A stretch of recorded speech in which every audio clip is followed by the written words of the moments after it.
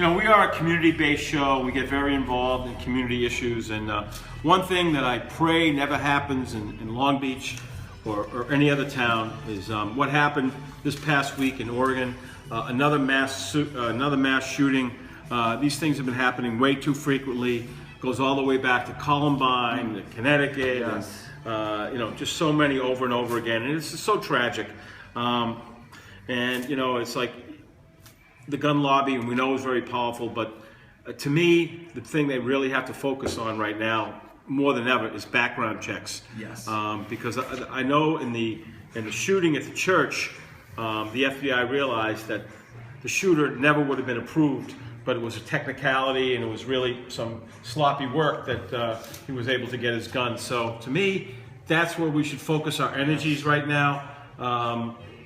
This is a horrible thing. I can't imagine what parents and relatives are dealing with, losing, you know, a loved one by some lunatic who just decides to take out a gun and start killing people. Rocco, you have some thoughts on it? Yes, thank you. I appreciate you giving me a chance to show my input for this. Yes, this was horrible. This was an incredible tragedy. Nobody should have to lose their life in such a senseless, random manner like this. And the thing I could say about somebody who has the audacity to, you know, do something like this and kill people and just commit terror all over a college or a high school is that it takes a very certain type of person to do this. And it's usually a type of person who feels like they want a sense of power, and yet they don't feel like they've attained that power, and yet they feel like, you know, that they have to gain a sense of power by, you know, taking the lives of others. And that's just, it's just a really, it speaks to the kind of time that we've been living in the last couple of years. I mean, because when you think about it, a lot of the shootings that have happened have been in the emergence of the internet and advanced technology, and it's created this kind of more, you know, and in this more kind of narcissistic environment where, you know, young people feel like they're more able to feel like they're the center of the universe. And what unfortunately most people don't really realize at such a young age is that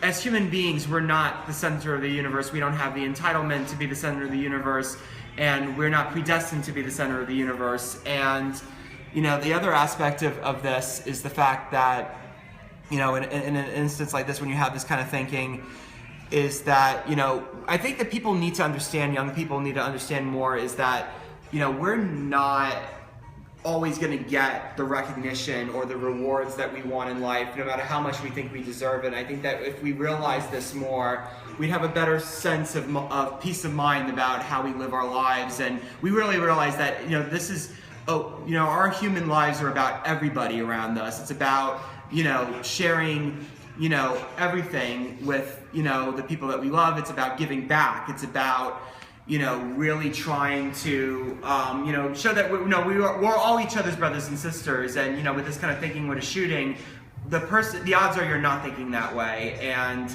I mean, I know that, like Howie said, that part of it is, you know, the issue with guns and getting background checks going. But I feel like, you know, to get further into the real root of the human condition that creates this kind of thing, I really do think that a lot of it has to do with, you know, the way, you know, our kind of society and the technological advances we achieved. And then we've done a lot of wonderful things with technological advancements, but at the same time, it has the potential to create a lot of problem cases with people that are most vulnerable to it, you know, being the mentally ill and all that kind of stuff. And yes, we got to do better in that realm as well with taking care of our mentally ill, because we really aren't doing that very well. The people they're not being looked after. We don't take mental health very, very seriously in this country these days, particularly. So I really think that, you know, we have a lot of work to do in terms of getting, you know, our society to be a healthier society, both mentally and physically, and really think about all of us as human beings rather than just ourselves as the individual. And that's tough to do because America has prided itself always on being a society of individualism. So thank you very much for letting me talk. Yeah, so well said, Rocco. And you know, in terrible tragedies like this, sometimes heroes emerge. Yes. And I just want to, you know, say something that this gentleman in this terrible tragedy in Oregon, he took 5 bullets. put himself in front of other human beings so they would survive.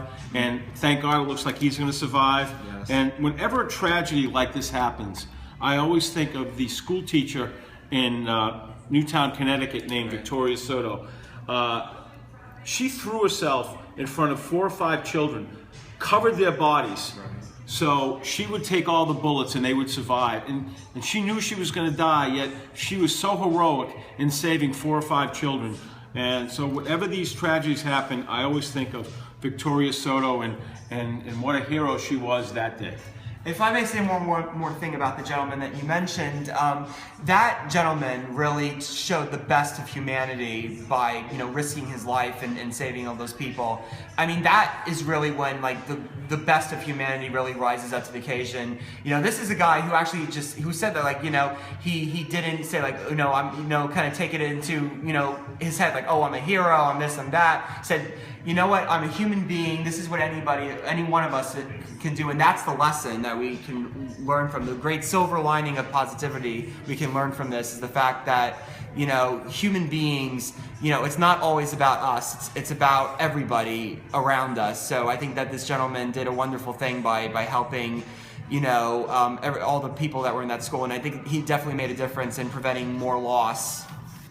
Absolutely. All right, we're going to take a break. And folks, we hate talking about something like this, but it's reality. It's part of life nowadays. It seems like every month or every other month we have another one where it's in a movie a theater or a school or a church. It's just happening way too frequently. So I honestly hope I don't have to talk about this for a very long time. But anyway, we're going to get back to the show, and after the break, we're going to have extremely entertaining segment. We're going to have dancing. We've got more music from the awesome Justin Be Good. So keep it locked right here on 1240 AM.